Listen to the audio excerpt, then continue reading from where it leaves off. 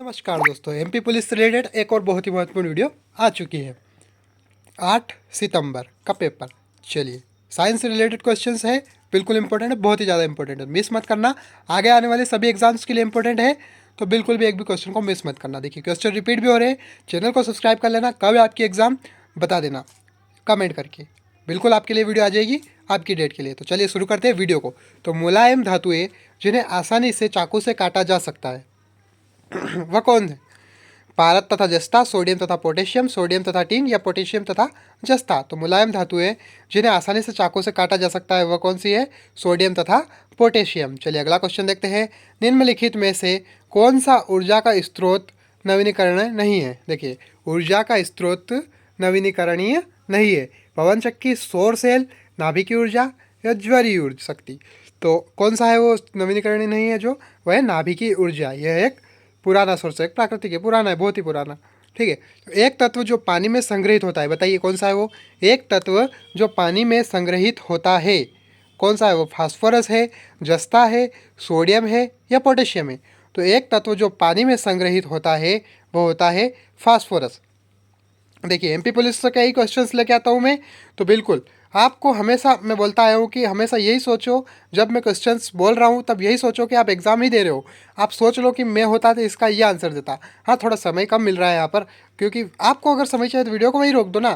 थोड़ा सा सोचने का समय चाहिए तो वीडियो को वहीं पर रोक दो, कोई दिक्कत नहीं है। पर ऐसा ही सोचो कि भैया एग्ज़ाम ही चल रही है, यही समझो। तो चलिए देखते हैं, एक तत्व जो पानी में संग्रहित होता है वह है फास्फोरस। चलिए अगला क्वेश्चन देखते हैं। पराग कोश से फूलों के वर्तिकाग्र तक पराग का स्थानांतरण कहलाता है। क्या कहलाता है? पराग कोश से फूलों के वर्तिकाग्र तक पराग का स्थानांतरण क्या कहलाता है? तो वह कहलाता है परागण। ठीक है, बहुत इंपॉर्टेंट है, परागण की परिभाषा है ये, बिल्कुल भी मिस मत करना। क्योंकि पराग कोश से फूलों के वर्तिकाग्र तक, पराग कोश से फूलों के वर्तिकाग्र पर पराग का स्थानांतरण परागण कहलाता है। चलिए अगला क्वेश्चन देखते हैं। वह तारामंडल निम्न है जिसका नाम हंटर है। देखिए, कौन सा है वो जिसका नाम हंटर है? ध्रुवीय भालू, सीरियस, ओरायन या ग्रेट बियर। तो वह तारामंडल निम्न है जिसका नाम हंटर है, वह है ओरायन। चलिए अगला क्वेश्चन देखते हैं। अगला क्वेश्चन क्या है? केंद्र ओ वाले एक वृत्त में कोण ए बी सी उत्कीर्ण है, और यदि कोण B A C equal to N, कोण O C B equal to M, तो M plus N equal to क्या होगा? तो देखिए, 150 डिग्री होगा, 90 डिग्री होगा या फिर 180 या 120 डिग्री। तो करेक्ट आंसर क्या बनेगा? वह बनेगा 90 डिग्री। चलिए अगला क्वेश्चन देखते हैं।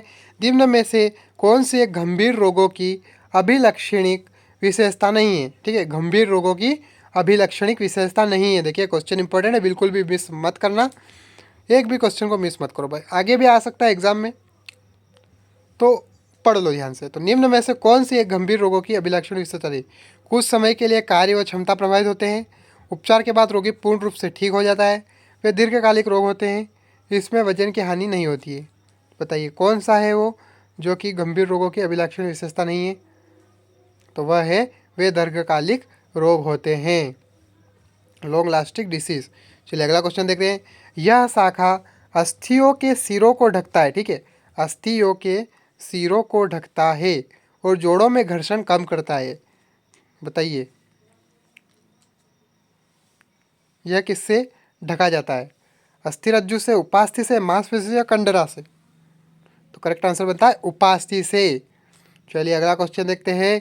क्योंकि देखो, अस्थियों के सिरों को ढकता है, ठीक है, अस्थियों के सिरों को ढकता है और जोड़ों में घर्षण कम करता है, तो वह हुई ना उपास्थि।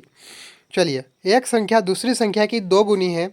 जब बड़ी संख्या को 50 से घटाया जाता है तो प्राप्त परिणाम छोटी संख्या को 40 से घटाए जाने पर प्राप्त परिणाम से दो अधिक होता है।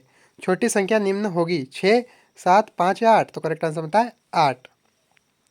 देखिए, बहुत इंपॉर्टेंट क्वेश्चन है, इंपॉर्टेंट बहुत ज़्यादा। ठीक है, तो गाय का बछड़ा क्या कहलाता है? देखिए, ये क्वेश्चन पहले भी समझा चुका हूँ मैं, जब एग्जाम भी शुरू नहीं हुई थी एमपी पुलिस की इस वर्ष की, उससे पहले ही समझा चुका हूँ। तो गाय का बछड़ा जो है, जो नए हैं वो जरूर उसे ध्यान से देख लो, अब मत भूलना, क्योंकि क्वेश्चन रिपीट हुआ है, आगे भी आ सकता है। तो गाय का बछड़ा जो कहलाता है वह कहलाता है काफ। देख लीजिए, काफ इज करेक्ट आंसर, मानी राइट आंसर। लवण विलयन के माध्यम से विद्युत धारा के प्रवाह के कारण यह होता है। ठीक है, लवण विलयन के माध्यम से विद्युत धारा के प्रवाह के कारण यह होता है। बताइए क्या होता है? होता है रसायन प्रभाव। रसायन प्रभाव। चलिए अगला क्वेश्चन देखते हैं।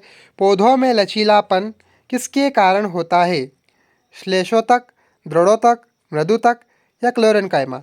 तो पौधों में लचीलापन जो होता है वो होता है श्लेषोतक के कारण। ठीक है, पौधों में लचीलापन श्लेषोतक के कारण होता है। अगला क्वेश्चन देखते हैं। अगला क्वेश्चन क्या है? फसलों की खेती के लिए वनों का सफाया किया जा रहा है। ठीक है, फसलों की खेती के लिए वनों का सफाया किया जा रहा है। इस प्रकार के अभ्यास का पर्यावरणीय प्रभाव इसका नेतृत्व करेंगे मृदा जुताई, मृदा अपर्दन, मृदा प्रशुरण या फिर मृदा की उर्वरता। तो वह बनेगा मृदा अपर्दन, क्योंकि जो पौधे होते हैं, जो वन होते हैं, वो मिट्टी को पकड़े हुए रहते हैं। ठीक है, उनकी जड़ों से मिट्टी को नहीं जाने देते धुल के। जैसे बारिश होती है, बारिश से जो बारिश का पानी होता है एकदम इकट्ठा हो जाता है और फिर वो मृदा को एक साथ बहा के ले जाता है। ठीक है, तो पौधे जो होते हैं वो उसको नहीं करने देते, लेकिन जो वनों की हम कटाई करेंगे, वनों को सफाई करेंगे तो फिर मृदा अपर्दन तो होगा ना। चलिए अगला क्वेश्चन देखते हैं। ओजोन का अपक्षय मुख्य रूप से इसके कारण होता है। किसके कारण होता है? देखो, ओजोन का अपक्षय जो है फ्लोरोकार्बन की वजह से, यौगिक की वजह से, कार्बन मोनोऑक्साइड की वजह से, मीथेन की वजह से या सल्फर डाइऑक्साइड से। तो करेक्ट आंसर बनता है क्लोरोफ्लोरोकार्बन यौगिक की वजह से ओजोन का अपक्षय मुख्य रूप इसके कारण होता है। ठीक है, देखिए जिस प्रकार श्लेषों तक हेमीसेलुलोज से संबंधित है, उसी प्रकार दृढ़ों तक किससे संबंधित है? बताइए, लिग्रीन से, सेल्यूलोज से, पेक्टिन से या फिर रेशा से? तो दड़ों तक जो संबंधित है वो है लिग्रीन से। नोट कर लीजिए, इंपॉर्टेंट है। अगला क्वेश्चन क्या है? एक बटन मशरूम का छतरी जैसा गोलाकार भाग होता है, छत्र कहलाता है। ठीक है, क्या कहलाता है भाई? छत्र कहलाता है, तंतुजटा कहलाता है, बीजाणुधानी कहलाता है, छत्रिकावृंत कहलाता है। तो एक बटन मशरूम का छतरी जैसा गोलाकार भाग कहलाता है छत्र। बिल्कुल याद कर लीजिए, हमेशा याद कर लीजिए, हमेशा के लिए, ताकि कहीं भी क्वेश्चन आए तो दिक्कत ना आए। चलिए अगला क्वेश्चन देखते हैं। अगला क्वेश्चन क्या है? ऊपर से देखने पर तालाब में पानी दिखाई देता है अधिक गहरा, कम गहरा, समान या कभी कभी कम गहरा और कभी कभी कुछ गुना अधिक गहरा?